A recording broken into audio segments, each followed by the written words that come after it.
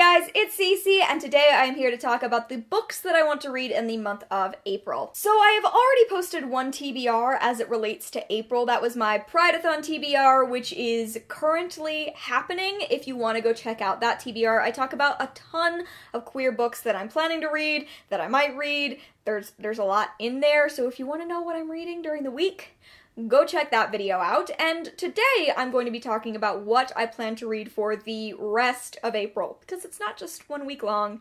There's a lot more happening in April, and I have some books that I want to read. So let's get into it. The first book I want to talk about was mentioned in my Prideathon TBR, but I just want to emphasize that whether or not I read it during Prideathon, I'm going to read it in the month of April. And that book is Radio Silence by Alice Oseman. This is my pick this month for book from my top 12 to read in 2018 TBR. This book gets so much love on the internet, and I am really excited to finally be reading it.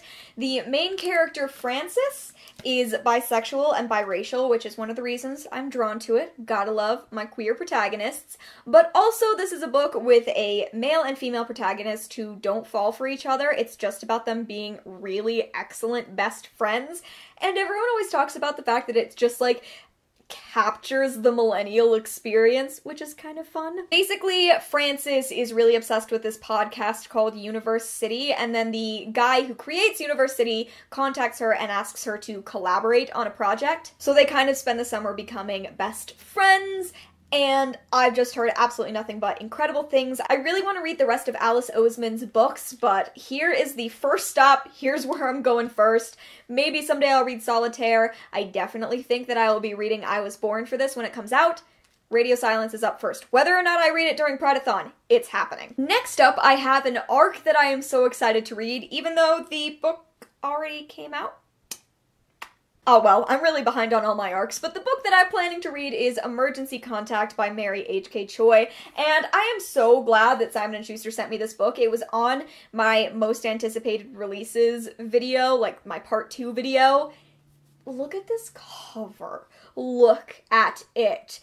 Thank you so much, 2018, for giving me multiple soft pink covers. So this book is about Penny Lee, and she has just finished high school and is moving like miles and miles away from home to go to college in Austin, Texas. It's also about a boy named Sam who is just working and sleeping at a cafe in a desperate attempt to make ends meet. And then Sam and Penny cross paths and start to talk to each other over text, over social media, and they start to tell each other things that they never would have been able to tell anyone else in person, things that are true about themselves, things that they're struggling with. I am dying to read this book. It is about college-aged protagonists. It's about struggling while being in college, or struggling while being in your late teens, early 20s. Relatable. It came out at the very end of March on March 27th, but I want to fit it in and read it as soon as possible. It's gorgeous. Also on my TBR, we have Homegoing by Yaa Gyasi, which is, like, in some ways, it's a short story collection, but it's also a full narrative.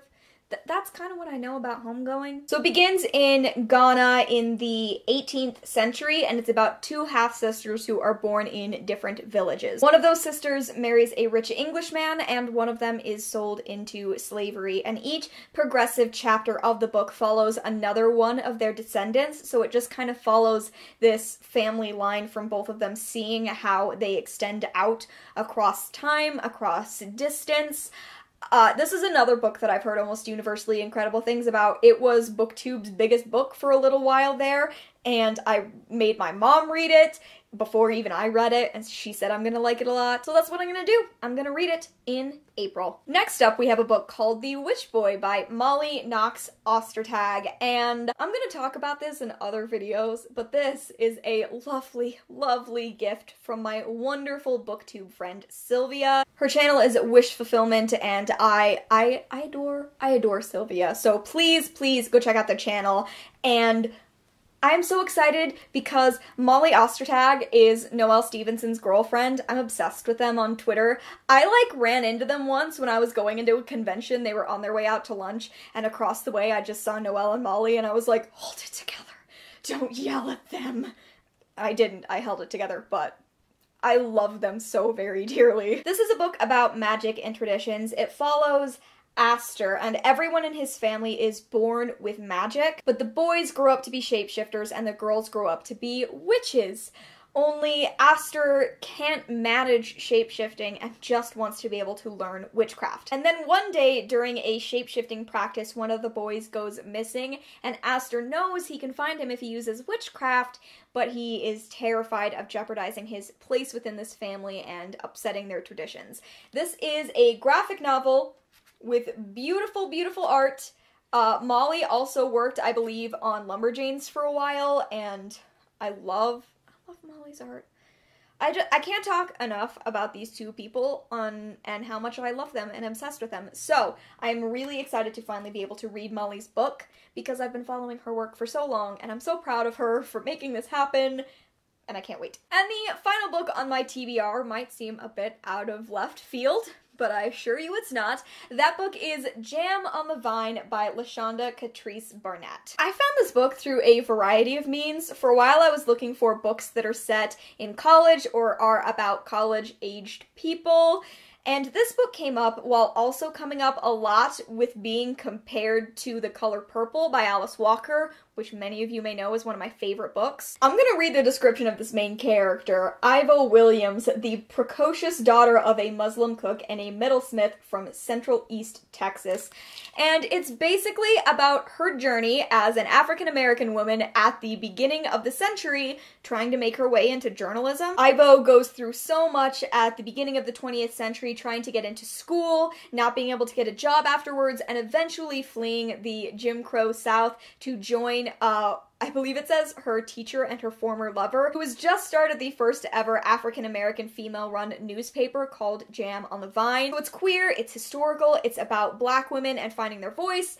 I am thrilled, over the moon to read this book, especially because it kept getting compared to The Color Purple, and I think if you read that description and you know what The Color Purple's about, you understand why the comparison is being drawn. This came out in 2015, and I kind of can't believe I haven't heard anything about it, but I'm thrilled my library had it, so I can start in on this wonderful book. Okay guys, that is it. Those are the books that I'm planning on reading in the month of April, except for ebooks, but I feel like I don't really talk about e-arcs in my TBR. You just kind of find out what I've been reading if you follow me on Goodreads, or if you watch my wrap-ups at the end of the month, because I really never know what ebooks I'm going to be reading. I just finish one and then I'm like, I don't know, I got way too many to get through, I choose this one. It's a mess of a system. Let me know what you are planning on reading in the month of April down in the comments below. Are you participating in Prideathon?